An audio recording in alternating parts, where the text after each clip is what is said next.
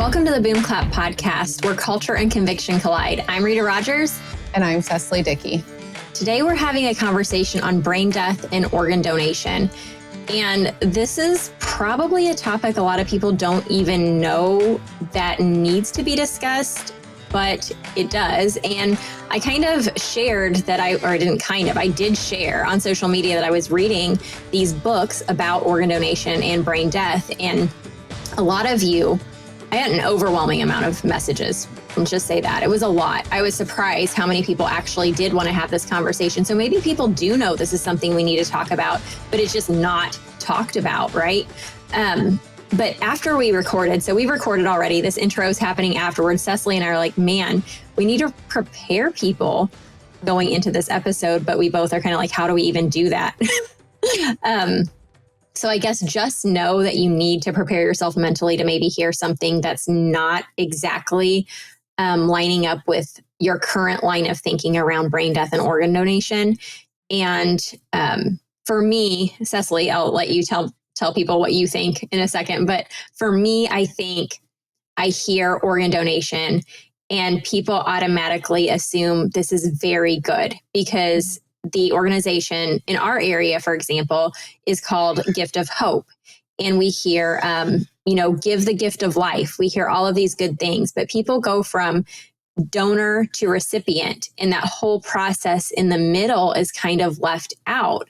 And the question arises, is this ethical? Is someone actually brain dead? And so that's what we talk about today. And just prepare your heart and mind to hear this conversation. Yeah, like she said, like prepare yourself to perhaps have your beliefs brought into question. And just know that if you feel that way, you're not alone, because I'm like right there with you. It was a conversation that I'm super glad to have had because it opened my mind to things I hadn't thought about before. She brought up some very good points. She told some hard stories that she went through as a doctor to get her to the point where she's at today, where she's having these conversations now to help bring this to light. So it was difficult, but in a very good way. Like it's just, I'm glad I know now, and that my perspective is shifting. And I think also like I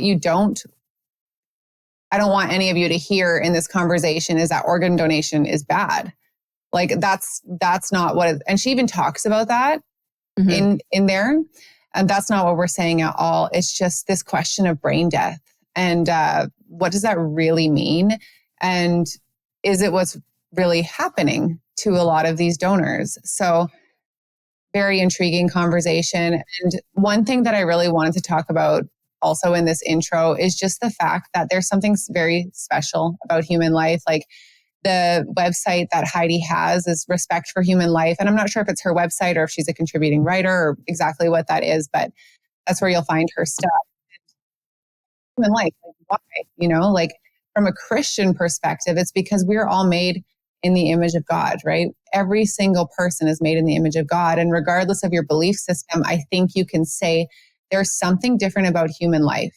And when human life is treated with disrespect in any way, it leaves you feeling this sense of injustice, right? That's for a reason. I believe God put that there inside of each one of us.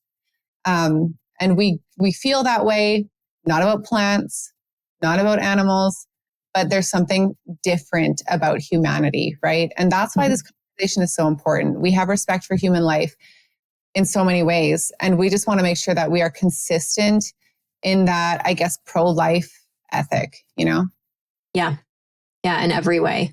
So our guest is Heidi Klessig, MD. She attended medical school at UW-Madison, where she also completed a residency program in anesthesiology. She received the American Board of Anesthesiology Certificate of Added Qualification in Pain Management. She was a founding partner of the Pain Clinic of Northwestern Wisconsin and was an instructor for the International Spinal Injection Society. After her husband was diagnosed with a brainstem tumor, she retired in 2007 to devote time to her family, homeschooling her 2 children through high school, and caring for her husband, Daryl. Her house now also includes her elderly mother who has dementia. She enjoys the outdoors, the study of language, history, the Bible, and is an aspiring pianist. So Heidi was a joy to talk to. She was a very good communicator and explaining everything she knows about brain death and organ donation from firsthand experience, but also a massive amount of research on the history of how this came about, which is very important to note.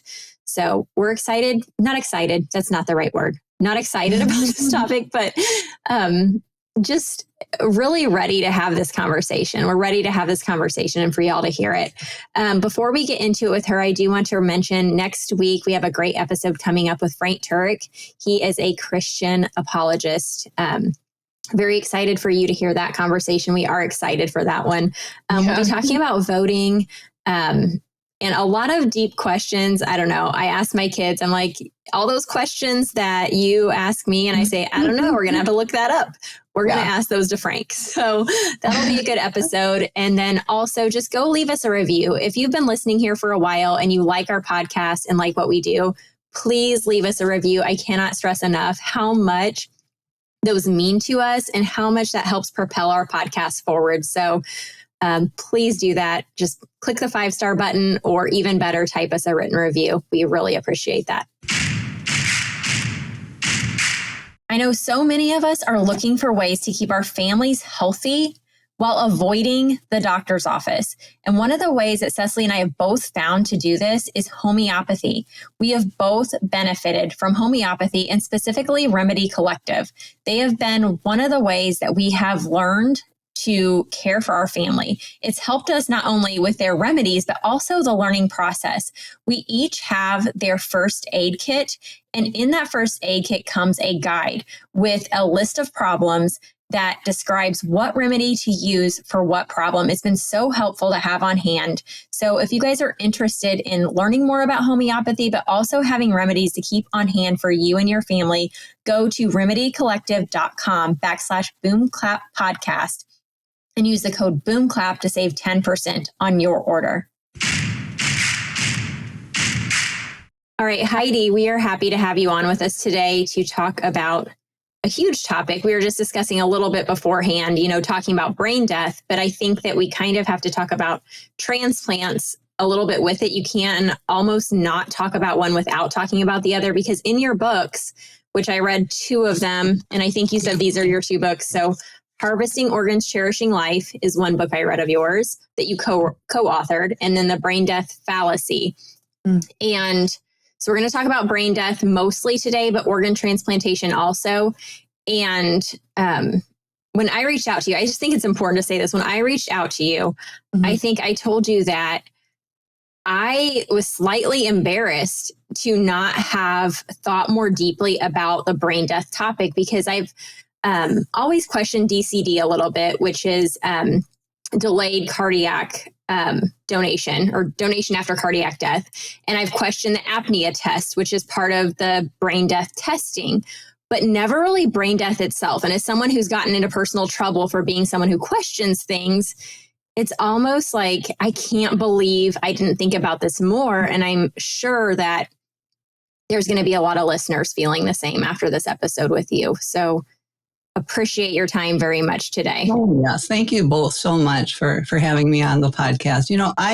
I'm right there with you. I had all the training that a young doctor ought to have. And yet I came in for a night call one night when I was doing my anesthesiology residency training and was asked to perform an anesthetic for an organ donor. And I had the same reaction you did.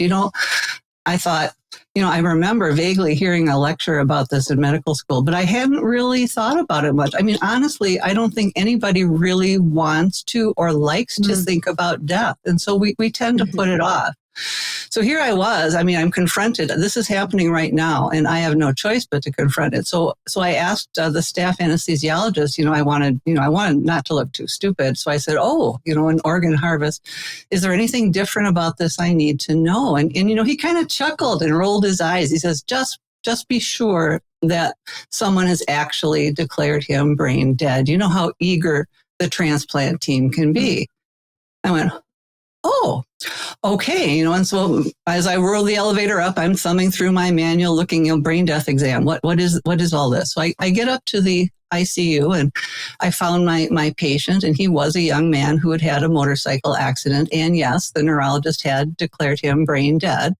So when I went to examine him, my first thought, honestly, was how glad I was that his family wasn't in the room with him. Because what do you say to a family whose loved one isn't coming back? Usually when the anesthesiologist visits, we try to reassure the patient and the family that we'll do everything to keep them comfortable and safe during their procedure. But at the end of the organ harvest, the patient isn't coming back. So I was very glad he was alone. And then the next thing I did is I took a look at him and examined him. And yes, he fulfilled the brain death criteria. Most people are surprised to find that a brain death exam really doesn't require any special fancy technological tests or skills. I mean, basically, you can do this using a sewing needle, a reflex hammer, a syringe of water shot in the ear canal, and then removing the patient from the ventilator for 10 to 15 minutes to see if they breathe. So it's not a real high-tech diagnosis. In fact, the latest guideline put out by the American Academy of Neurology states that no diagnostic tests are 100% sensitive or specific for a brain death diagnosis. And in fact, they recommend that they not be used, that the bedside physical exam is the sine qua non for brain death. But when I looked at this young man, he looked like every other ICU patient I had ever taken care of. And in fact, he looked a lot better than many of them. He wasn't on much for supportive drips or medications. He had stable vital signs. He had excellent oxygen saturation. His skin was warm and supple. His heart tones were good. His lungs were clear. He looked like everyone else in the ICU who was getting better, frankly. So I took this information and I went back down to the operating room and I found the anesthesiologist who was going to be supervising me for this particular case. And I presented the details to him. And so then he, as is usual, he asked me, okay, Dr. Klessig, what is your anesthetic plan of care? So I said, well, I'm going to give him a paralyzing agent so he doesn't move during the surgery. Surgeons get real cranky when the patients are moving and they're trying to operate, right? And then I said, I guess I'll give him a strong painkiller like fentanyl that will blunt any heart rate or blood pressure responses to the stress of surgery that might affect the organs. He said, okay, that sounds good. Are you going to give him anything to block consciousness? And, I was stunned. I really hadn't considered that. I asked him, well, why would I do that? Isn't he dead? And I'll never forget the look he gave me over his operating room mask. He just looked at me and he kind of took a breath and he said, why don't you give one just in case? And he walked away. Wow. So, that was all swirling through my mind, but, time is of the essence in the operating room, especially with an organ donation. And, despite my misgivings, to my great regret today, I did what I was told. And I brought this young man down and I held him down with anesthetic drugs and watched as the surgeons basically dissected him to death. And honestly, he required the same types and amounts of anesthesia as anybody else. And looking back on it now, I'm completely convinced that I have participated in a medical murder. This is going to be with me the rest of my life. And this is what motivates me to let people know, because the lack of informed consent for organ donation really troubles me. Most people, they come into the Department of Motor Vehicles, they see the colorful posters, be an altruistic person, be a good citizen, be an organ donor, give the gift of life. They're given slogans, they're given propaganda, but they're not given properly informed consent, because most people believe that they will be biologically dead when they become an organ donor. They believe they will be dead in the same sense that a dead pet, a dog or a cat, is dead. They believe they're dead in the same sense of someone who's ready for cremation or burial, but that is not the case. Organs, things like your heart, your lungs, your livers, cannot be donated after someone is cold and stiff, I mean, they begin to break down and very quickly they break down and become unsuitable for transplant. So organs can only be taken from someone who is biologically alive. And I need to make a distinction. Tissues, what doctors call tissues, are not puffs and Kleenex, right? Tissues are things like skin, bone, corneas. This type of thing can be taken from someone who is biologically all the way cold and stiff dead. And so that type of donation certainly can be an ethical thing to do. But people aren't told these things. They aren't told these distinctions. And this is really troubling to me in the lack of proper informed consent of the public. Yeah. Well, I haven't had a chance to read your books yet. And I was kind of regretting that coming up to this episode. But in a way, I'm kind of glad, because every reaction that I'm going to have is like 100% new, because I have never, ever considered any of this until Rita had brought your name up to me a little bit ago and told me she was reading these books. And my initial response was like, this is really interesting. Like, this is a conversation I hadn't thought of before. But now, as you're telling me about like what you experienced as a young doctor, first of all, I'm so sorry that you have to carry that. That seems so heavy. And so thank you for doing the work that you're doing now. But I just like, my heart just kind of starts racing a little bit because of the fact that I realize a paradigm or a belief that I had held is being like challenged. And I'm seeing the validity of that. And it's big enough that it will change how I move forward in medical decisions and things like that. Do you know what I mean? So, wow. Yeah. And the problem is that in medical journals, in philosophical journals, in academic circles, the concept of brain death is vigorously debated. And there are many doctors on both sides of the issue who are having a dialogue. Meanwhile, though, the public is being kept in the dark. And they are the ones that are being asked to volunteer the organs. And so I think this is very unjust. I 100% agree. Like, it is mind-blowing to me that the public doesn't know about this. And even within the medical community, as a nurse, like reading your books, I did not know about all of the, gatherings happening discussing brain death over the last several years. There was one in 2016 that was like a hot debate, apparently. And I was a nurse. At that point, I had been a nurse for 10 years in an ICU. No idea that brain death was like a debate. And to me, there's other similarities, which we won't go into, but like you brought up informed consent. Like, informed consent is lacking across the board in many areas within the medical field, and public awareness of what is happening. And one thing I always told my friends, I don't know, it's kind of like Vegas. What happens in the ICU stays in the ICU. Like, it's this closed off area. People don't know, like the slogan, what happens in Vegas stays in Vegas. It's the same way with the ICU. Like, nobody knows unless you've worked there. And so I don't know. I just like, my head, it was exploding reading your book. Because in a way, like, I've thought about these things, but not the brain death portion. And it just like kept slapping me in the face. Like, how have I not thought of this? And I'm sorry to belabor that point, but it's just like so striking to me. Well, and that's how we all feel. When I talk to people, it's almost as if, people who have been propagandized and you show them the other side of the coin. And it can be very unsettling and it can be very shocking. I get a response either usually one of two ways. I get a response like, wow, I've never thought about that. Or I get a very defensive, angry, like, that can't be right. That doesn't happen in my hospital. And that, I think all of those emotions have to percolate up before the knowledge can settle in. But what I've found is usually can I give a short history of the brain death diagnosis? Absolutely. Please do. Okay. So in 1968, 13 men at Harvard Medical School issued a landmark paper called A Definition of Irreversible Coma. And in this paper, they changed the traditional definition of death.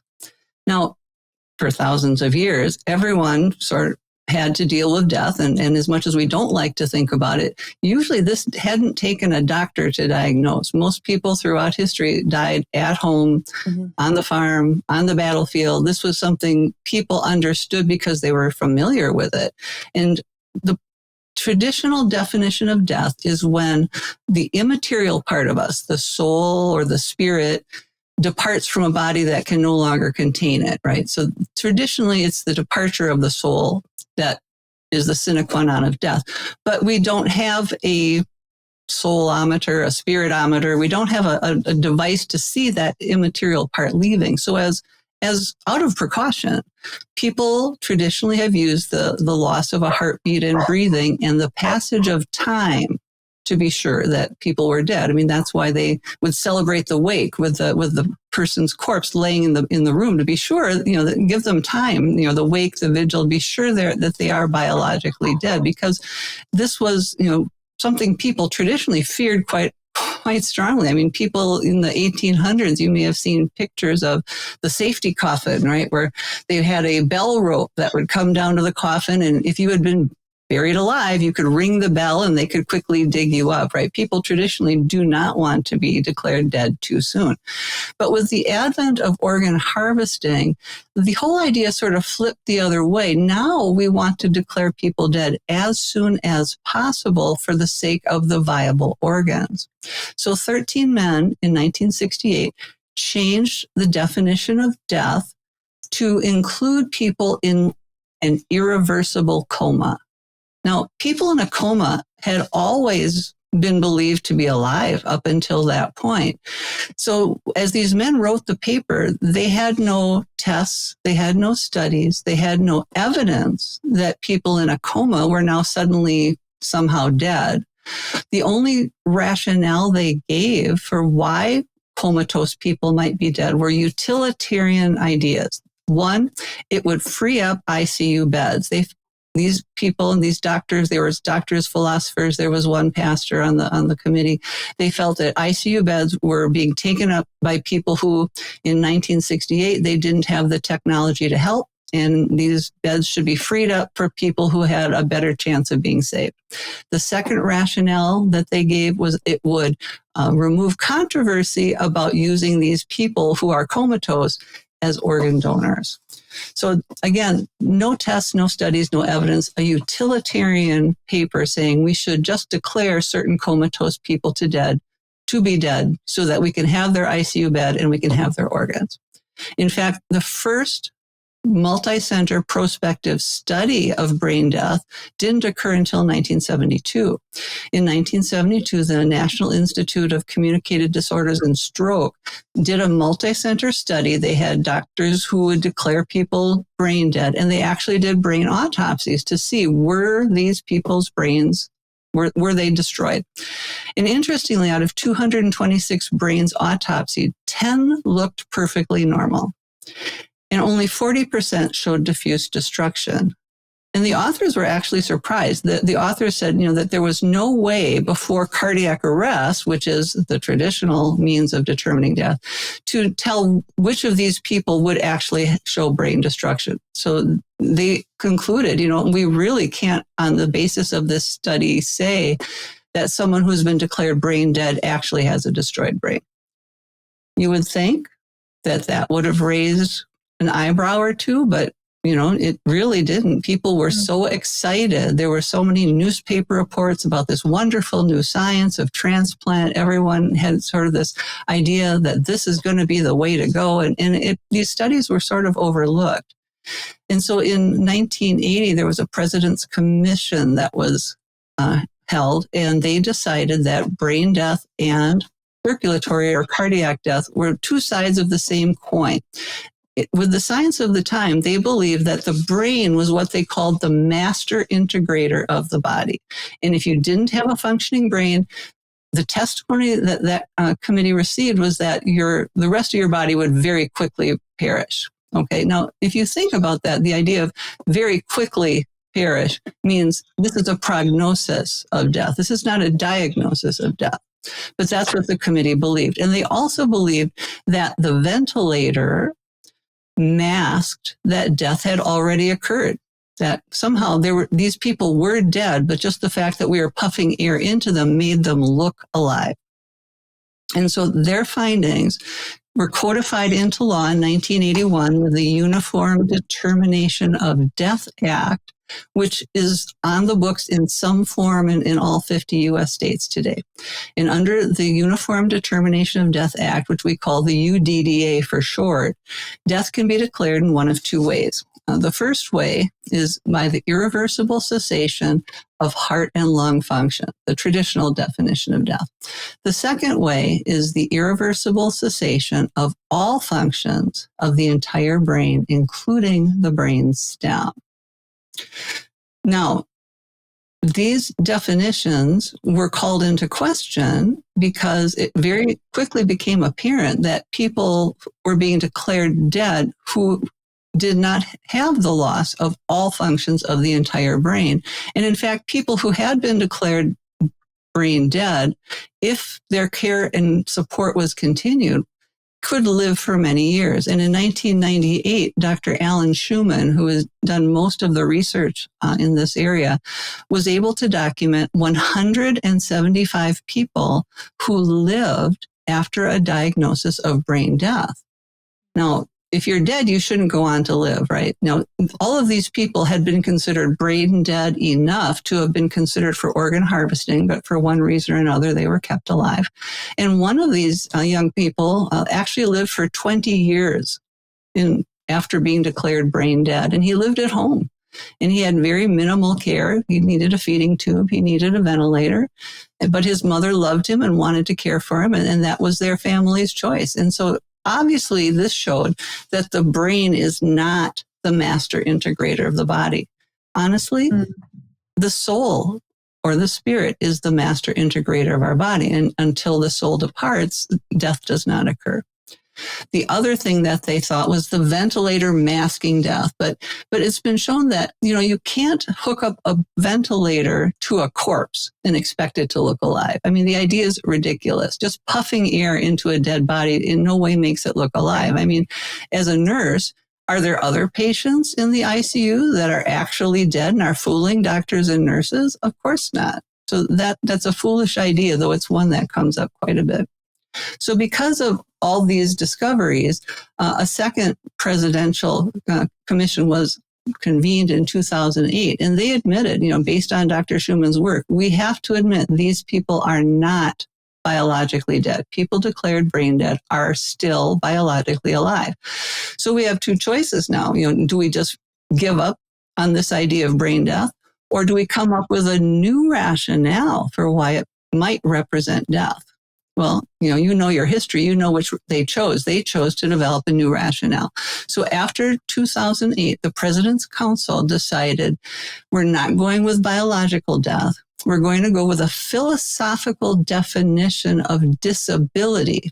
Okay, so if you are disabled enough, you could be considered to be dead.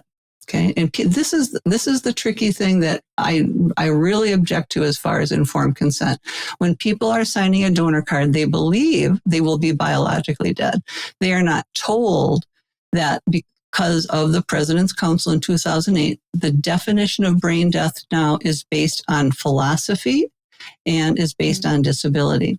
So what the President's Council said is that they coined a new term. They said that these people have total brain failure, which again does not follow the science, because 20% of people who have been declared brain dead still have brain waves on an EEG. In fact, so many people still have brain waves on their EEG that the new guideline recommends you don't take an EEG. Don't use an EEG because it might show brain waves, and we want to still be able to consider them brain dead. And doctors Ari Jaffe and Michael Nair-Collins have just published a paper showing that 50 to 84% of people declared brain dead still have a functioning hypothalamus, which is a part of the brain. Now, remember, the law under the UDDA says all functions of the entire brain have to be irreversibly stopped. But according to their research, half to 84% of people declared brain dead still have a functioning hypothalamus. well, what's a hypothalamus? Why should we care, right?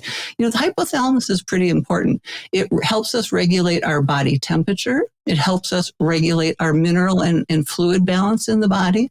We should care because it manifests sex drive. You think someone would care about that, right? Mm-hmm. It helps us with sleep. It helps us with awareness, and it can help with the response, being able to respond to pain.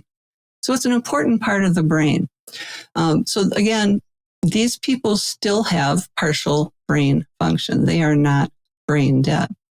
In 2018, there was a big meeting at Harvard Medical School because it was 50 years since 1968, right? They wanted to evaluate what this new diagnosis had done over 50 years.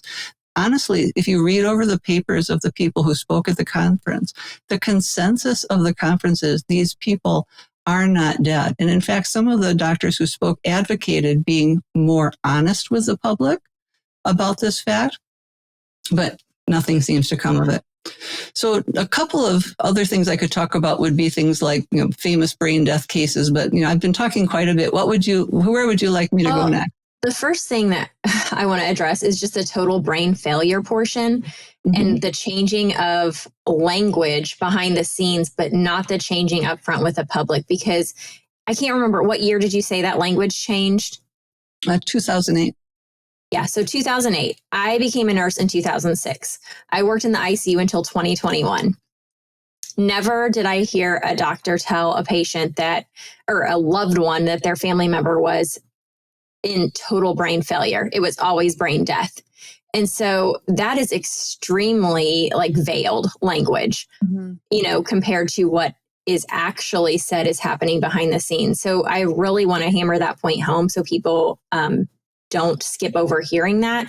And the other thing I kept thinking during my time reading your books was about how interesting it is. It's just what is best for the hospital often prevails.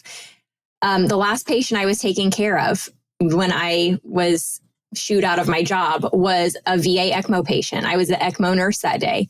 They were not going to make it. It was obvious, but the doctor kept trying to convince the family to keep the patient on.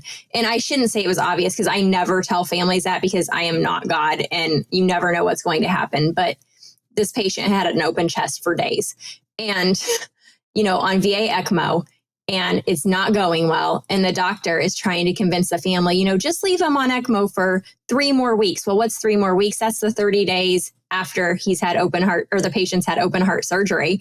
And then they're not considered a surgical death. And so it's interesting to me how in the hospital so many times, unless you are connected with the hospital to know what's going on, what is directed to you, the information given to you is often whatever the healthcare professional wants you to hear and they themselves find ethical. It's not based on any moral or ethical foundation that is universal. Does that make sense? Yeah. And I think, in a multitude of counselors, there is wisdom. And so I do think that there's such value in obtaining more information, of getting second opinions, because, just one opinion, none of us is infallible, right? Yes. So, yeah. And so the more information that we can obtain, and we don't have to be mean or adversarial about it. I just, when I speak to medical students sometimes, and I just tell them there's a power in asking a question. You don't have to be rude. You don't have to be a jerk, but you could just say, why is this patient dead who has a beating heart and breathing lungs? What is it about brain death that equals death? And honestly, doctors and nurses are busy. We do not have time to investigate everything that we learn. We just don't. And so sometimes asking a question will bring this topic a little bit closer to the surface and give people the chance to look into things. And I think we have an ethical responsibility as doctors and nurses when something, may not make perfect sense to allow questioning. I applaud that. Yeah. One telling thing for me on the topic of not brain death so much, but organ donation. So it's interesting to me that brain death, I'm like, okay, that patient's brain dead. But the organ donation side is what I find is questioned more among nurses. Like in your book, somebody referred to the organ donation team as vultures. And I'm like, that's across the board. Every nurse I know talks about that is not directly involved in the organ procurement team talks about the organ donation teams as vultures. And many nurses I know, including myself, would never, ever, ever put ourselves or our loved one as an organ donor on our license. And so that's interesting to me, and that speaks volumes. Yeah, there's really no reason to have a brain death diagnosis except for the sake of organ donation. And I have a wonderful telling quote from Dr. Vidix, who's a first author on the American Academy of Neurology Brain Death Guideline, both in 2010 and 2023. And at a conference, he admitted that, there's really no reason for the idea of brain death unless there's a transplant program or transplantation surgeons, and that the whole concept revolves around that. Because if you're at the end of life and your care truly is going to not affect your outcome is going to be death, there is nothing ethically wrong with withdrawing care in a compassionate and loving way and letting that person go to the Lord. Nothing at all. The only reason for a brain death diagnosis is organ donation, and the untruthfulness about that is what bothers nurses, doctors. The untruthfulness is the bothersome thing. And so when you hear about a family who has to go to court to contest these things, it's that distrust and untruthfulness has a really reasonable foundation. Yeah. So when I first became an ICU nurse, it was mostly like after a doctor declared a patient brain dead, we would call the organ donation team. You're required by law to call them. Yes. But as my years progressed, Gift of Hope was our organization at my hospital. That was our organ procurement team.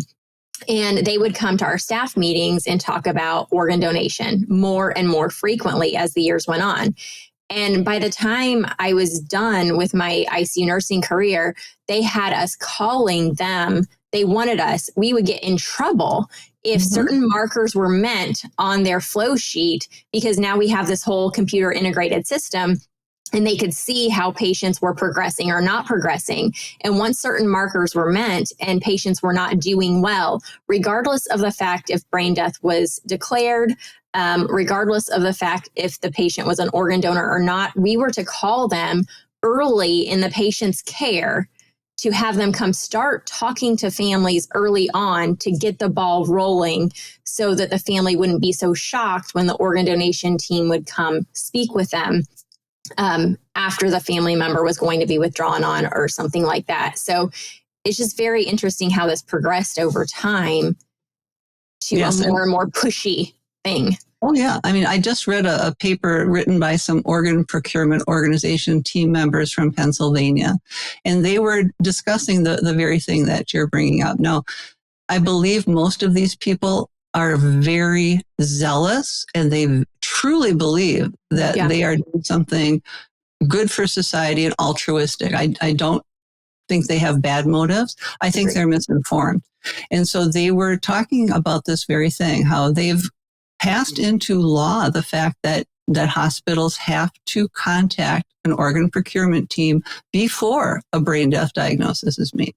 They talked about how hospital staff should not talk to people about brain death. That's only for the sales team, right? The sales agents are the OPOs, the organ procurement teams. They are the only ones who are supposed to bring up these conversations. And they talked about how they've been carefully trained using actors, using role play to train their facial features, to learn how to relate to people in a way that will be conducive to receiving the most organs. I mean, they'll be your best friend. They'll buy you a cup of coffee. I've talked to patients who say they seem to single out the family member who seems to be the most wavering to the idea and kind of isolate that person and try to get permission. They have many sort of, I'm sure, well-intentioned, but a little bit slimy tactics to try to get those organs away from those people, I'm sorry to say. Yeah, like you said, I don't think that they think they're doing anything wrong. I mean, I think they see this as this person's not going to make it and we can help someone else if we can just get them to say yes. But exactly what you said. And I'd forgotten that part. We were told we were not even supposed to talk to the families about it anymore. And I'm like, what? That's really weird. But that is what we were told. You're exactly right. So that kind of brings us, when you said sales team, I don't want to forget to bring up the red market, black market portion. But I think before we get into that, it's important because I can hear nurses already who are working in the ICUs listening to this episode and being like, yeah, but that person's not going to make it anyway, or they're not going to have a full functioning life, or, you know, whatever their rationale may be. But there were instances in these books of people who really weren't brain dead or brain damaged in the long run. So can you kind of speak to some of that? Sure. Honestly, the majority of people, probably myself included, right? We don't want to be kept alive if there's no hope. I'm ready to go to heaven today. And so if someone's care is futile, again, I want to emphasize, people should not feel that it's wrong to withdraw completely futile medical care. None of us are getting out of here alive, right? We're all going at some point. But on the other hand, there have been cases of brain death survivors. And so because of this, we actually have quite a nice list of them on our website, respectforhumanlife.com. And these are just stories from the newspaper. I mean, there's more in the medical literature. But the case of Zach Dunlap is probably the one that is the most stunning. Zach Dunlap was a young man who was involved in a four-wheel all-terrain vehicle accident and had a severe head injury. I mean, so severe, he had brain matter coming out of his ear, right? He had a stunning brain injury. And he was, taken for care and was declared brain dead. The helicopter was on the way with the organ procurement team. His parents had signed the papers. This was going to happen. He had a cousin who was a nurse, and his cousin just had a gut feeling that Zach wasn't dead. And he said, I just went out in the hall with my wife and we prayed about it. And we just had this strong feeling Zach wasn't dead. So he went up to Zach's bedside and he took his pocket knife and he pushed down on one of Zach's toes, and Zach withdrew. He's like, wow, he said, he called the nurse over, look, my cousin's moving. And the nurse said, well, they teach us in brain death school that people can have these spinal reflexes. So it's okay. He's brain dead. Well, he'll be going for organ donation soon. But then, Zach's cousin gave him another painful stimulus and Zach took a swing at him. And when the nurse saw that he crossed the midline and was doing something so obviously intentional, she said, wait. Maybe you're right. Maybe we should call the doctor. And honestly, Zach, the whole thing was called off. Zach made a full recovery. He's married. He has a little girl now. Mm-hmm. And horrifyingly, he told doctors and his parents later that he heard the whole discussion.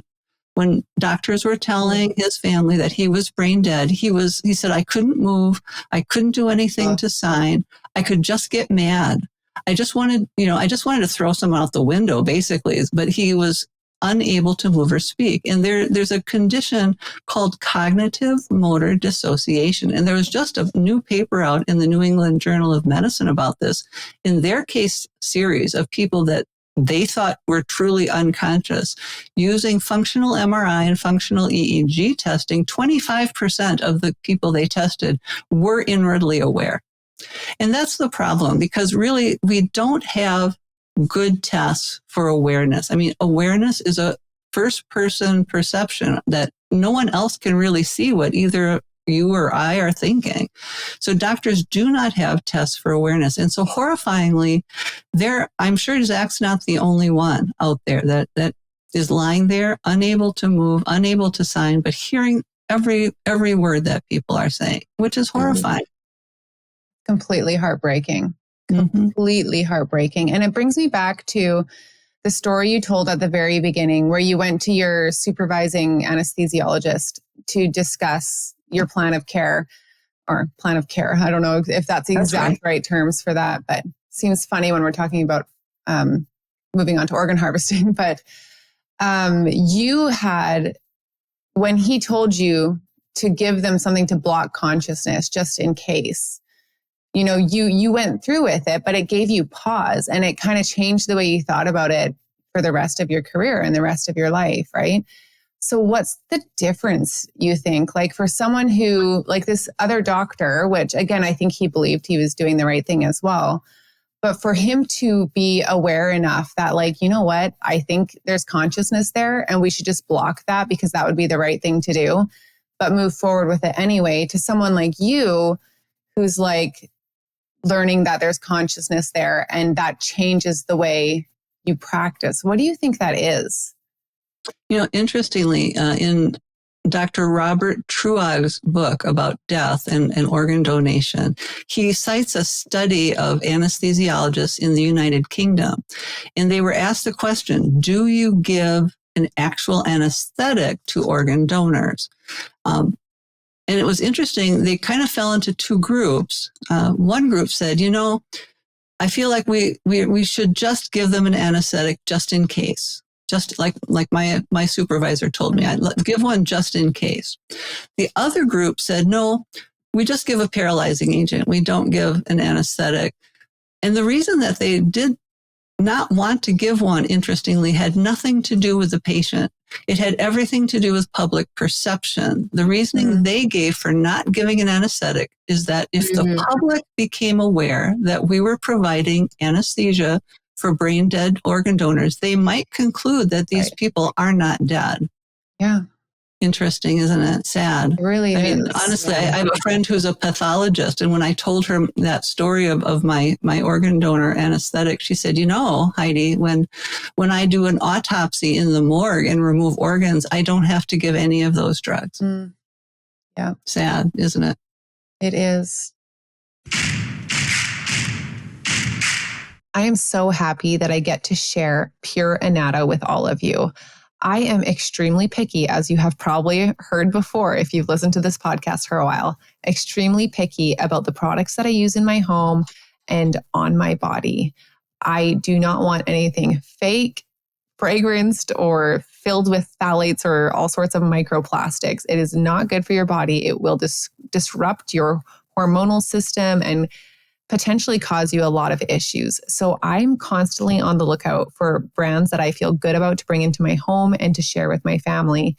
Pure Anada is one of those. They're a cosmetic company founded by a homeschool mom who wanted something safer for her family. And so she created this line of beauty products, which is amazing. I was previously purchasing all natural makeup at a very high price tag. And I wish I would have found Pure Anada sooner because they make it affordable to shop healthy for yourself and for your family. Go to pureanada.ca to see the full line of things they offer. I've had goosebumps at least 4 times during this episode. And a lot of these stories I already read in your book, but there's something different about hearing it firsthand, especially the story of the first gentleman you went and, helped harvest, anesthesia for harvesting organs. I don't know. It's just a lot to think about, really. Do you have time for me to tell the story of Jahai McMath? We have time. Yes. Keep going. Keep telling us. Yes. I think she's a very important little girl. She really changed the discussion about brain death in so many ways. Thanks to the strength of her parents, basically. So Jahai McMath was 13 years old in 2013. She was sort of a shy, quiet, sort of a reflective young girl, and she was embarrassed to go to sleepover parties because she snored and had some sleep apnea. So she and her parents decided to take her in for a tonsillectomy and a palate reconstruction to help her airflow while sleeping, because she was tired during the day because she wasn't sleeping well at night. She wasn't able to concentrate on her school. It was a reasonable thing to do. But it turned out to be kind of an involved surgery. After surgery, she started spitting out blood. I mean, and a lot of blood. And her mother, Nyla, said to a reporter later, I can't prove it, but in my heart, I feel as if Jahai had been a little white girl, we would have gotten more attention than we did, given, that she was a little black girl. But for whatever reason, the doctor did not come and evaluate her. And shortly after midnight, after her surgery, Jahai had a cardiac arrest. And she was pulseless for 10 minutes. and was eventually able to be resuscitated. But during her period of having low oxygen and blood flow to her brain, she certainly had a brain injury. And sadly, a few days later, the doctors came to her parents and said, your little Jahai is brain dead, and she can now become an organ donor. Now, her parents were shocked by this. I mean, this was their little girl. They were sitting with her in the ICU, and to them, she looked like every other little child in the ICU who was getting better. I mean, she was warm, she was supple, her heart was beating, she was moving at times. They just, as Christians, they did not believe as long as Jahai's heart was beating that she could be dead. And in a stunning example of horrific bedside manner, one of her doctors is reported as saying to her mother, "What don't you understand? She's dead, dead, dead." Now, of course, this family is going to be upset. Thankfully, they were able to connect with Dr. Paul Byrne, who has been advocating for victims of the brain death diagnosis for over 40 years. The hospital didn't want to allow him in to see the patient. He actually tells the story of how he came in and it was late one night and there were like security around, and he walked up and her father looked at Dr. Byrne and goes, "Pastor, come on in." And so they sort of got Dr. Byrne in under a little bit of subterfuge. But he was able to help arrange for her to be transferred. And ultimately the hospital said, okay, if you allow us to give Jahai a death certificate, we will remand her to your care. Now, why would the hospital want a death certificate? Interestingly, the state of California, like 23 other states, the last time I checked, has a cap on what they call non-economic damages. That's basically damages for pain and suffering. So if Jahai was dead, the hospital and the hospital's malpractice carrier would only be liable for $250,000. If Jahai were alive, there would be no limit about what the family could claim for her ongoing care. So ultimately, the coroner issued Jahai McMath a death certificate in the state of California. Her cause of death on the certificate says pending investigation. How's that for a cause of death, right? But they were able to put her on a plane and fly her to New Jersey, which is the only state that has a religious exemption to the brain death diagnosis. This was put into the legislature by the Orthodox Jewish population in New Jersey, who does not believe that you are dead until your heart and lungs stop breathing and pumping, right? So Jahai was taken to the hospital there. In California, they had starved her for 3 weeks. They had not fed the child. But in New Jersey, they gave her a feeding tube. They gave her a tracheostomy.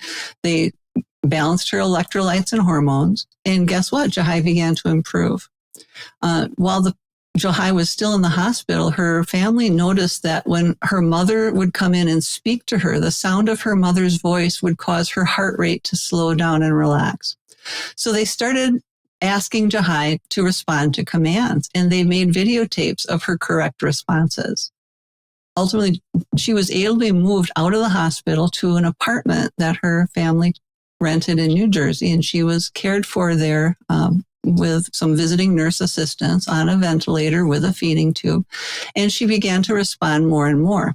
This drew the attention of neurologists who were interested. Here's a child who was strictly, according to every brain death guideline, accurately diagnosed as brain dead.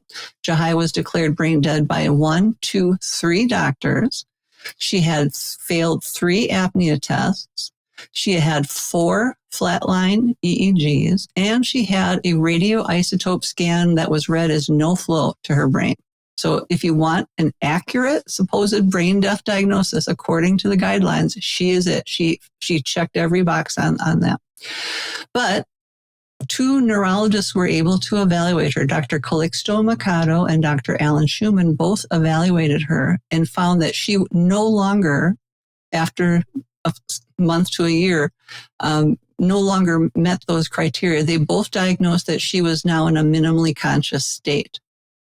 So again, the law says this has to be the irreversible cessation of all functions of the entire brain. Jahai McMath's case shows that a brain death diagnosis is not irreversible, cannot be known to be irreversible. And in fact, in sort of a humorous part of her story, her mother would ask her, Jahai, which one is the FU finger? And Jahai would put up the correct finger. Wow. I mean, this child was not dead. No, she went on to live in New Jersey for almost 5 years before dying of other complications of liver failure. But again, this shows that a brain death diagnosis, as accurately documented as can be, is not known to be irreversible. It just shows too how arrogance in the medical profession can lead us unsafe places. When we think we just automatically know things or things are ultimately decided, especially in the area of the brain where we just don't know a lot. Like there's so much still to be discovered. So it's very interesting that we think we know so much about it, that we can make these ultimate determinations. And there was an article you sent us recently about a gal named Amber that you had written an article on, but you said she just has passed. But I think she was at the hospital and she had a facility willing to accept her for care. And the hospital really was not willing to release her care to anyone else. And there was another situation recently out of the United States with a little girl. I cannot remember her name, Cecily. I think we talked about her. But similarly, her care was futile. It wasn't a brain death case, but her care was futile. And the family wanted to take her somewhere else and had an accepting facility in another country, but they were unwilling to release her.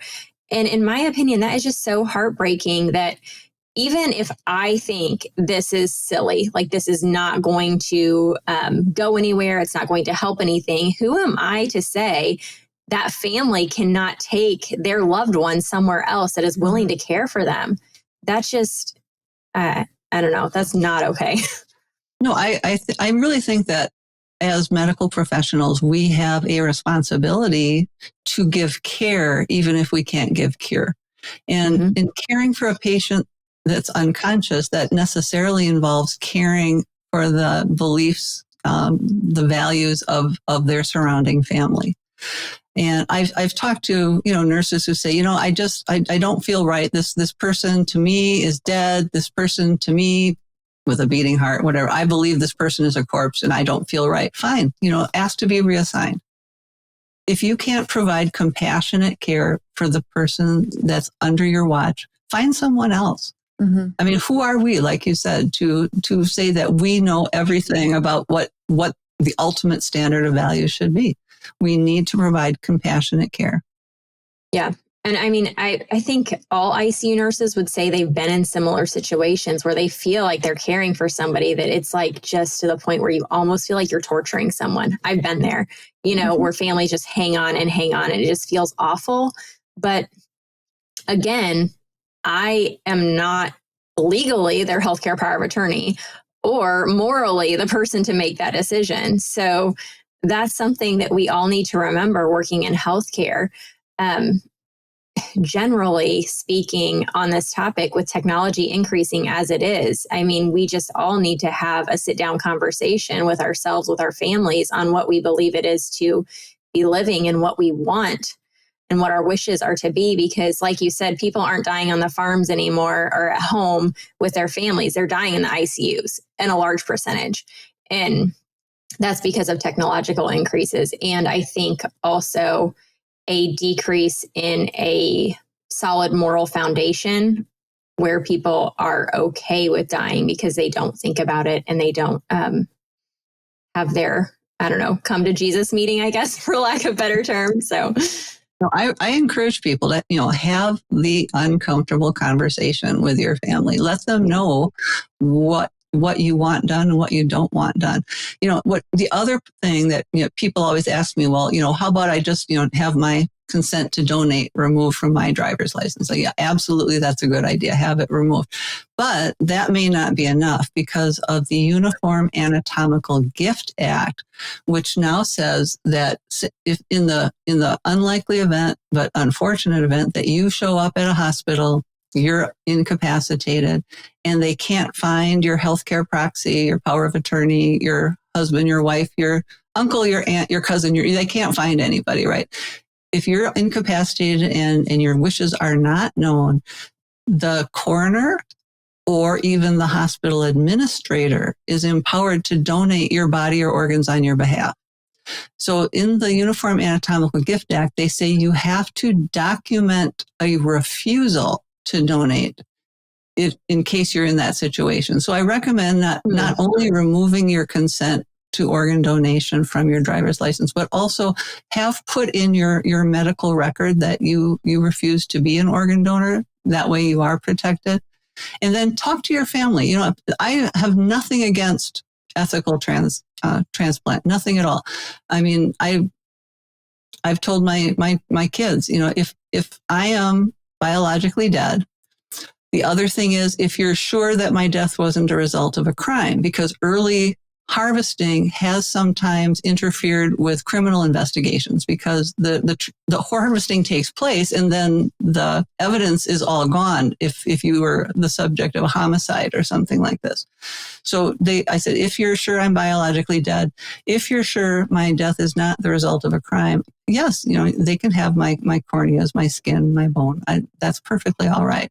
Also, living donation is a wonderful gift that we can give. I have a family in our church where a mother gave a kidney to her daughter, and her daughter's lived for more than 20 years. This is completely ethical. So again, I'm not against transplantation. I'm only against unethical transplantation.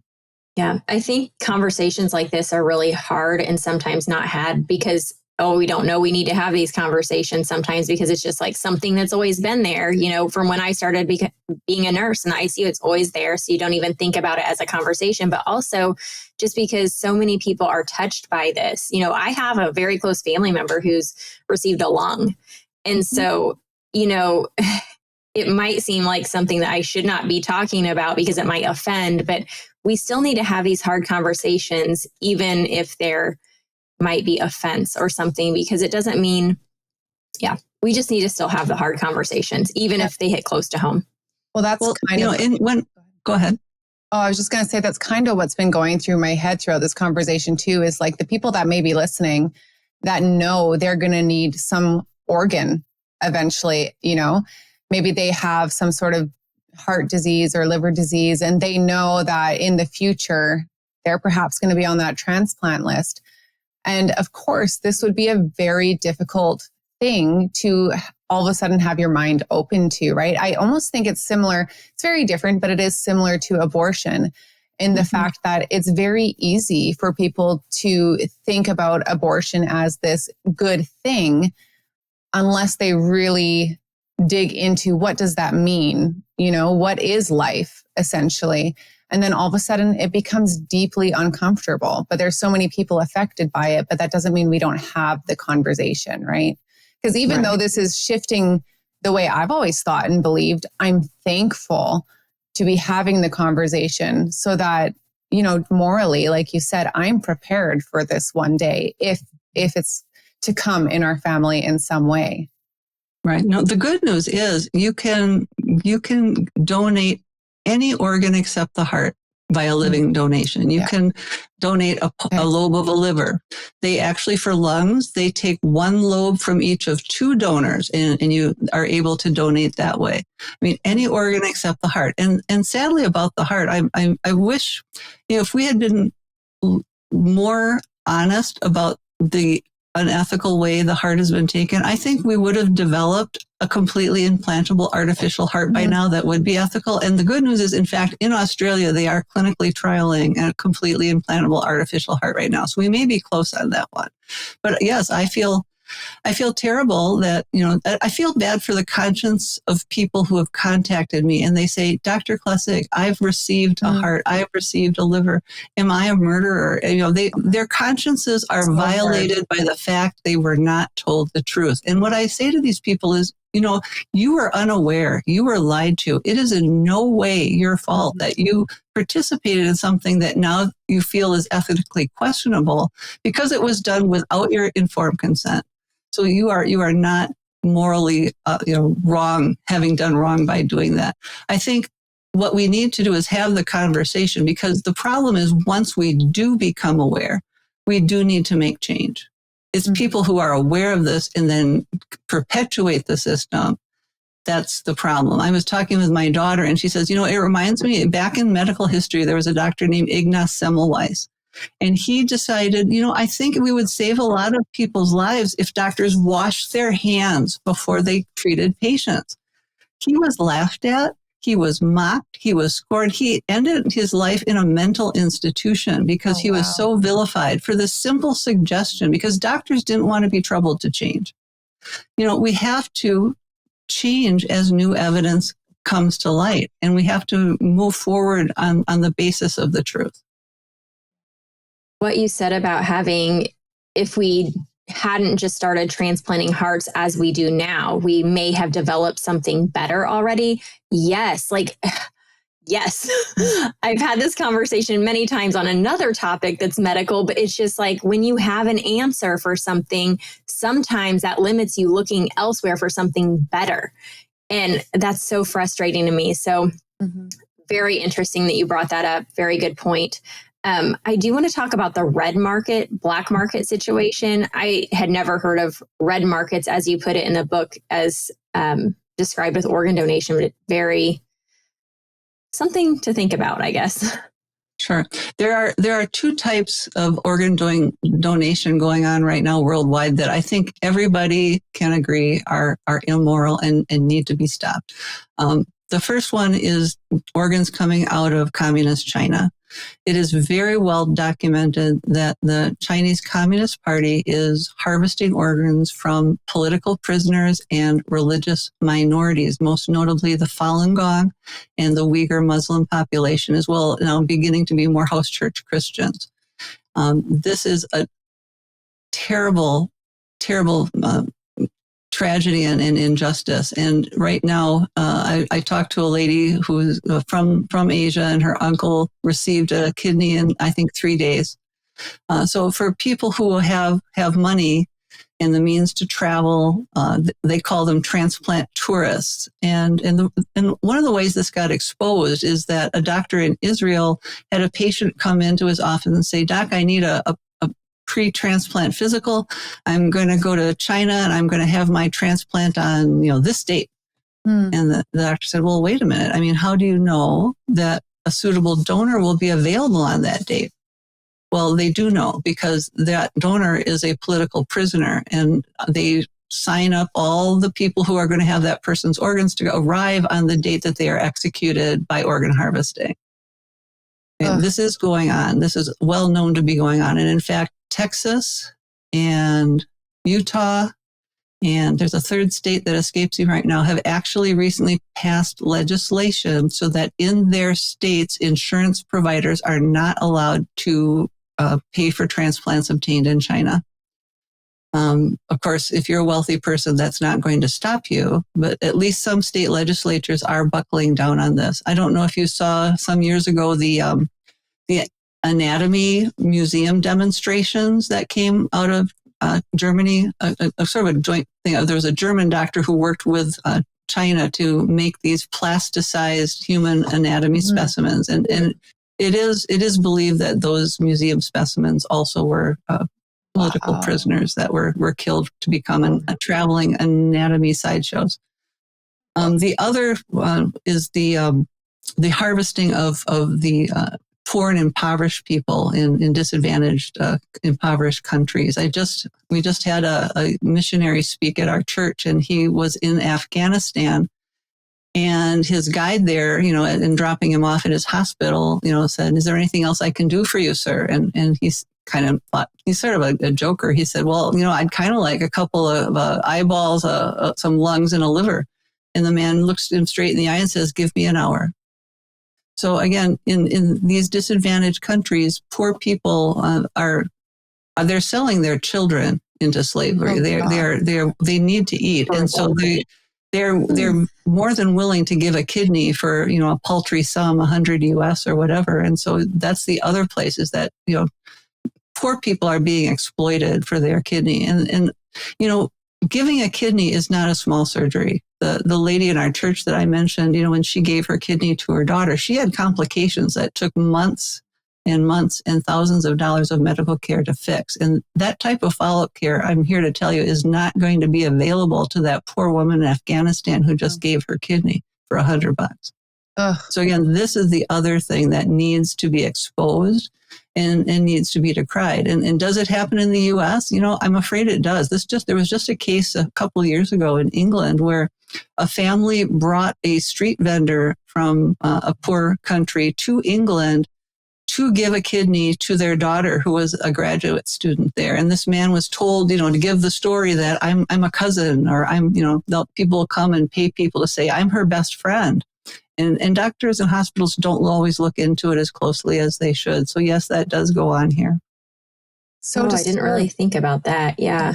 Like paying just somebody that, yeah. Do you think that the people, say from the United States going to China on the specific date, as you stated, do they know? I can't say for sure. You'd think they ought to know, Yeah. I think there are organizations trying to make that more public. The Doctors Against Forced Organ Harvesting is doing a lot of good work trying to raise awareness. I had a Zoom meeting with some doctors who are trying to raise awareness on forced organ harvesting of political prisoners, particularly in communist China. And they're coming up against such a hard wall of resistance. And it's hard to know why would anyone object to, highlighting this horrible injustice. And in the back of my mind, I'm thinking, you know what? It's like Pandora's box. Once you open and question what's going on in China, what's going on in Afghanistan, very naturally, people are going to start looking at the whole industry more critically. And I think that's why movement isn't happening to protect, the political prisoners in China. Mm-hmm. I don't know why, but I'm never not surprised by the amount of evil in our world, which is really shocking to me because I'm aware, I'm see all this evil around us all the time. And then when I hear these stories, I'm just like, my heart sinks because of the depth of it. Mm-hmm. It just always goes further for some reason than what I would expect, which is heartbreaking. Yeah. Sorry, Rita, what were you going to say? No, I was just going to say, so that's basically black market, right? And then in the book, the Harvesting Organs, Cherishing Life book, you wrote about, and I'm not sure if this was you or Christopher in this chapter, but about the red market and how in 2015, pro-life people were harvested by the red market fetal body part dealings of Planned Parenthood, and then went on to say how everything basically is tied to money, regardless of if it's harvested, quote, what we think of prior to this conversation, what one would think prior to this conversation ethically, right? Yeah. So, the red market, again, it refers to those people who are selling an organ. There's only one country in the whole world where you're allowed to sell an organ for money, and that's Iran.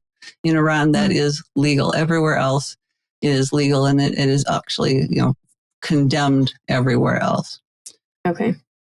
I think this was just talking a little bit too about the cells taken for stem cells and things like that, and just how all of this is tied together. So I don't know, very interesting. But I know this book was written mostly from a Christian perspective, but regardless of, if you guys want to learn more, this book, even if you're not a Christian, I think explains things in a way that is very easy to understand, regardless of being a believer or being a healthcare professional or any of those things. It's easy to understand. One other thing I want to bring up, and I'm not sure, I told Cecily, I'm not sure if you know about this, but I'm pretty sure you have looked into it, being submerged in this topic all the time. Heart transplants and the studies recently about people changing their personalities and having memories based on having a heart transplant from the person that the heart was transplanted from. I remember it was several years ago in the ICU having a conversation after one of my friends had watched a documentary about someone who had had a heart transplant, and he started having these dreams and memories that were not his. And it was very odd. And the documentary, I think, was trying to tie in that there could be neurological tissue or something in the heart that transfers memories and things when you get the transplant. And so I was looking more up about this, and there is well-documented evidence to show that people have personality changes and memory changes, which to me as a Christian, I told Cecily, is very interesting, considering the fact that the mind and heart are referred to biblically. And maybe these things aren't as separate physiologically either. So yeah, I agree with you. I've read the studies and I find them fascinating. I'm not going to say these people are making it up. I don't think they would. Certainly, going through a traumatic experience, being on anti-rejection drugs and steroids can have a psychological effect, but I don't think it has ever been documented that those things change or give you new memories or preferences. There's cases of people who have new food preferences. There are people who change their sexual preference after a transplant. I mean, to correlate with what the donor preferences would be. So yes, I find them fascinating to the point, I know someone who is the grandfather of a little boy who had a transplant, and the grandfather, was morally troubled about it, but ultimately it wasn't his decision. He wasn't the parent, and the little boy has had a heart transplant. But I felt there was enough gravity to these case reports that I told him, be aware if your little grandson, starts having dreams or having differences, that certainly is well documented, and you need to support him through that. And so this is really only documented in heart transplants, because I think that would be very telling as well. Like if there were stories in some great frequency of other organs as well, but as far as I've heard, it's just the heart, which is really intriguing, unless you've heard differently. I can't remember right now if there were others. There may have been. That's what I found most interesting is they're exploring it. What I understand is they're exploring it across all major organ transplants. However, the specific instances with memory and personality have been found with the heart, which that's just biblical. A lot to think about. Yeah. A lot to think about there. Here's another one. This was just in the New England Journal of Medicine. The article was called The Phantom of the Organ.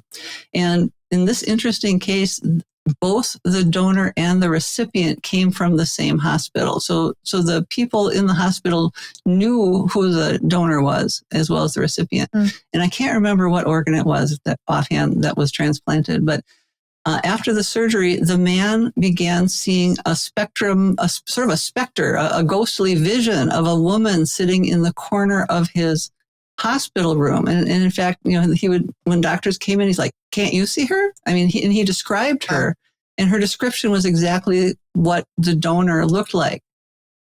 Wow. These are creepy, spooky things that I don't pretend to understand, but they happen. Yeah. Interesting. And so I'm just telling you, even the New England Journal of Medicine published this account. Wow. Yeah, I'm going to have to look that one up. That's interesting. Okay, one thing we didn't get into yet, we talked about brain death, we've talked about organ donation, but we didn't talk about DCD at all. Do you have time to speak to that a little bit? Sure. Okay. I was interested at the beginning of our session how you use the term donation after cardiac death, and that was the correct definition until they started donating hearts by cardiac death. Now, how can you give a dead heart? So they had to change the C. The C now stands for circulatory death. Yeah. Which, again, you were right. It was called cardiac death, and it became kind of embarrassing to call it that. And so they changed the C to circulatory death. So now it's DCD, now stands for donation after circulatory death. Yeah. Now, these people are not brain dead, but they are people who are not either not expected to survive or people who have decided that their quality of life is unacceptable. So a DCD death is a death that takes place in a planned for time and place. So they take these people and they bring them down to the operating room area, and there is a transplant team ready to go as fast as possible as soon as they expire. And what they do is they remove their ventilator, they stop any drips or medications, and they wait for the heart to stop. Once the heart stops, they time an unspecified amount of time. It depends on what country and what state you live in. In my state of Wisconsin, it's 2 minutes. So the rule is that you have to have 2 minutes of pulselessness. That means you can't palpate a pulse, right? Or auscultate a pulse. It doesn't matter what your EKG looks like. You could have some type of electrical activity, but as long as you have no pulse, that's good enough. And after 2 minutes, they declare you dead by circulatory death criteria, and they begin to harvest your organs. Now, many healthcare professionals are uncomfortable with this because we know that patients are routinely resuscitated after 2 minutes of pulselessness. This happens all the time. So if you can be resuscitated, you were never dead. I mean, the only way a dead person comes back to life is by a divine act of resurrection, right? Resurrection is not the same as resuscitation. Within 2 to 10 to 15 minutes, people are routinely resuscitated. So someone who's had 2 minutes of pulselessness is not considered truly dead because they could be resuscitated. And in fact, there are case reports that bear this out. In my neighboring state of Illinois, some years ago, there was a young woman with Down syndrome, and she suffered a brain bleed and was not expected to survive. Her family was approached and said, would you like her to become a donor after circulatory death? And they consented to that. So she was taken to the operating room, and they did a full surgical prep and drape. They stopped her support. The doctor listened, up under that sterile drape for 2 minutes of pulselessness and declared her dead according to these circulatory death criteria, and surgery started. As they were cutting down to her kidneys, the doctors noticed that her aorta had pulsations. Wow. And she began to gasp for breath. Well, what do you do now? I mean, this patient is clearly not alive, and you're just in the process of the patient is clearly still alive, and you're removing her kidneys. So out of pure mercy, they gave her a big slug of fentanyl and lorazepam, following which she did die. Wow. And I think this happens more often than gets reported, but this one did get reported, and the county coroner had to declare that second death a homicide, that they honestly killed her on the operating room table due to a combination of surgery and drugs. So again, these people are not truly dead at the time that their organs are. What came of that for the doctors? I wish I could find out. It's one of these things, I can read the case report, but I can't into the court. And was there a settlement? I'm hoping that her family was given some kind of settlement for this. I mean, good night. What a horrific thing. What a memory to think of your little girl's last moments being tortured to death like that. Horrible. Yeah. And then there's a sort of another spin-off of the circulatory death that's very controversial. And doctors are having whole journals dedicated to discussing whether this new technique is ethical. It's called NRP, which stands for normothermic regional perfusion after circulatory death. And so the thing with circulatory death, after you wait 2 to 5 minutes, the organs are already beginning to be poorly perfused. The kidneys can stand a lot of low blood flow, but organs like intestines, organs like heart are more delicate. So in an attempt to procure more fragile organs like the heart, they're doing this new procedure around the country called NRP. And what that is they have you come in as though you're going to be a circulatory death donor. They wait the 2 minutes. As soon as that 2 minutes expires, the first thing they do is they clamp off your carotid arteries to make sure that no blood goes to your brain, to make sure you're brain dead on purpose. Then they hook you up to bypass, and they actually perform a resuscitation of the remaining organs. And that heart that had stopped for 2 minutes, with the resuscitation, the heart will start beating in your own chest. But they've made you brain dead now. So now you still are dead. So it's sort of like, a magician's trick. They declare you dead based on the fact that you no longer have circulation. They make you brain dead and restart the circulation. So now you're dead because you're brain dead because we clamped your carotids. Now, this is horrific. And I don't think families are being told that this is what's happening to their loved one. That how can they be dead according to circulatory criteria if their heart starts beating in their own chest? But this is going on, and it certainly is expanding around the nation, kind of, again, behind closed operating doors, right? What goes on in the OR stays in the OR.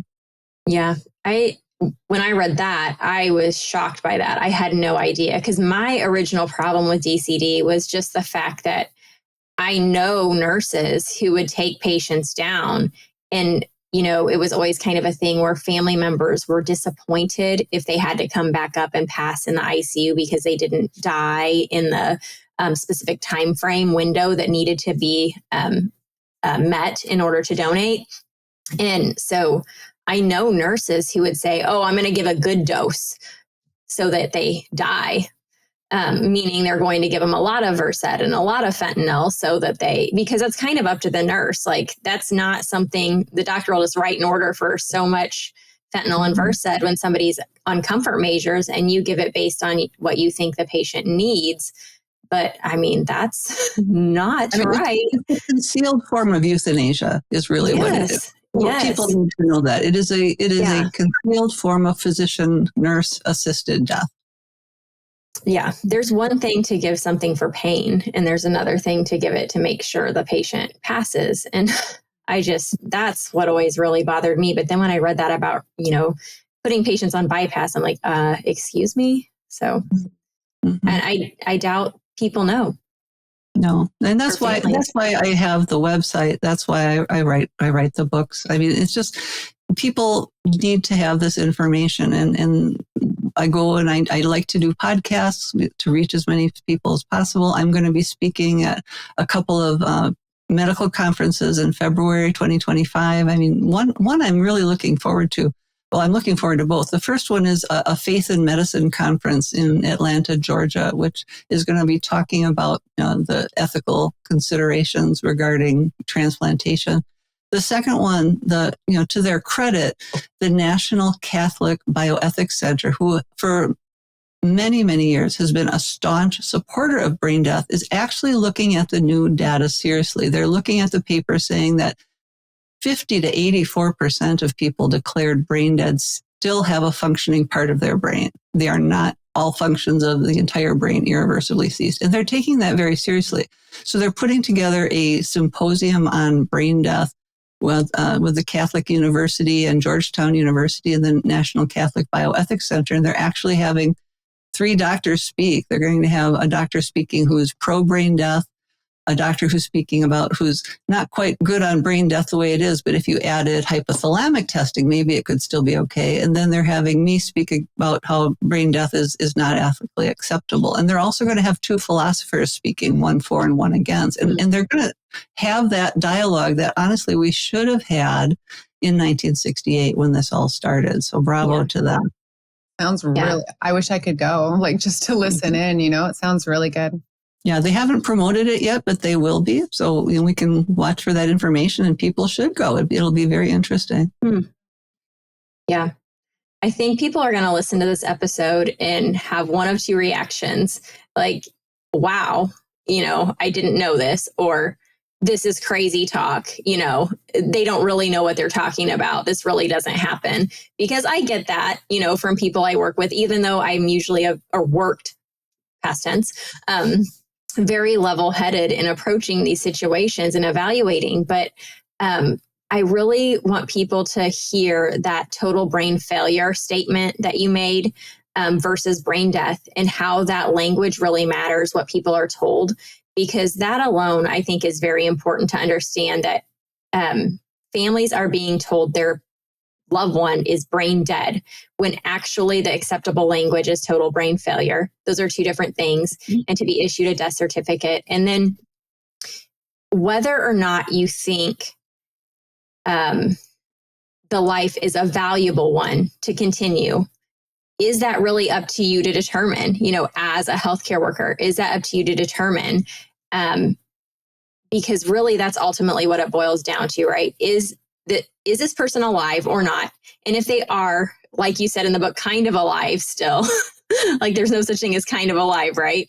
If they are still alive, you're basically making a determination of whether this person's life is more valuable or less valuable than the person who would be receiving the organs. And so when you boil it down really simply like that, it's pretty easy to see that we have a major ethical dilemma on our hands here. So I heard a nurse speak last week. Her name was Elizabeth Graham, and she made a crucial point, and I thanked her for this. She said, when we are evaluating someone's care, we have to be careful with that word futility. It's one thing to say the care is futile. It's a totally different thing to say the life is futile. Mm-hmm. And that's not a judgment that we are able to make. Yes, there may be futile care, and we need to be honest and have a discussion about that, but there is no life that is a futile life. Absolutely. One more thing before we go, because I just thought of a story that happened to me in the ICU, and this is always stuck with me. I had floated up to critical care one day. I worked in cardiovascular ICU. We had overflow, so we did see quite a few brain death cases, but floated up to critical care. I was taking care of someone who was local to me, a young man. He was brainstorming, as we call it, and just having horrible issues with his brain. The neurosurgeon had told his family that he was not going to make it. This was completely, quote, futile care, all of those things. He had not been declared brain dead, but they were approaching that. And the family was so happy to see a face that they didn't know well, but knew and trusted me. And I just couldn't tell them, I never would tell a family, like, I am not God. I cannot tell you what is going to happen, but I can tell you based on my experience that yes, it doesn't look good right now. It does not look good, but I'm not God. And I'll tell you today, that person is living a normal life. So as healthcare workers, we don't always know, even though we may have a lot of experience and seen a lot of things, we are not the ultimate judgment maker on any of the things. So I just heard a nurse tell this story. She was, this was a nurse who was working in the emergency room. And she said they had a patient and they were coding that patient. They went through 3 crash carts worth of drugs and supplies. Finally, the doctor said, okay, is there anyone here that thinks we should continue? And the patient raised his hand. Wow. Yeah. So they continued, and he walked out of the hospital too. So honestly, we do the best we can. We try the best we can, and God can make a miracle too. So we never know for sure. So yes, if a family wants continued care, I don't think we should pour cold water all over. If they want that, we should try to be compassionate to their viewpoint. Absolutely. Mm-hmm. Well, this has been a great conversation, and I think that we could go on because your books were so good. I just can't recommend enough that people read them, because if you listen to this conversation and you're just kind of not understanding all of it, read the books, because they slow things down a little bit and you can just kind of digest it at your own pace. So sure. And I don't appreciate you. I don't mind if people, if this upsets you, it's probably striking a nerve. And you know what? I find it upsetting, and it's okay to say, no, this can't be right. And just it took me time to sort it all out. It took Rita time. It takes time to think about these things. So I'm not worried if you're finding this very jarring, because it is very jarring. Just take a further look, give it a little more investigation. Thank you so much. I appreciate the opportunity today. We appreciate you. And you had sent us a couple really informative articles, one regarding Terrence Howard and one regarding Amber Ebanks, which I really appreciated and kind of sniffled my way through this morning, because they're just, again, heartbreaking.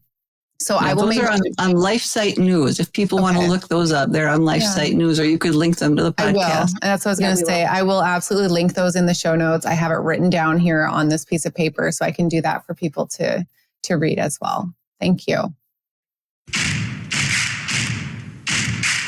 Did you know during the coronavirus years, poison control centers saw a 20% jump in calls related to cleaning products? This is because of the bleach, all-purpose cleaners, antibacterial cleaners that people were using around their homes. And regardless of your fear during that time and your increase in cleaning, a lot of people just in general use these products around their home. And not only are they bad for you to potentially ingest, but they also are absorbing into your skin. Your skin is an organ. This is where Rowe Casa Organics comes in.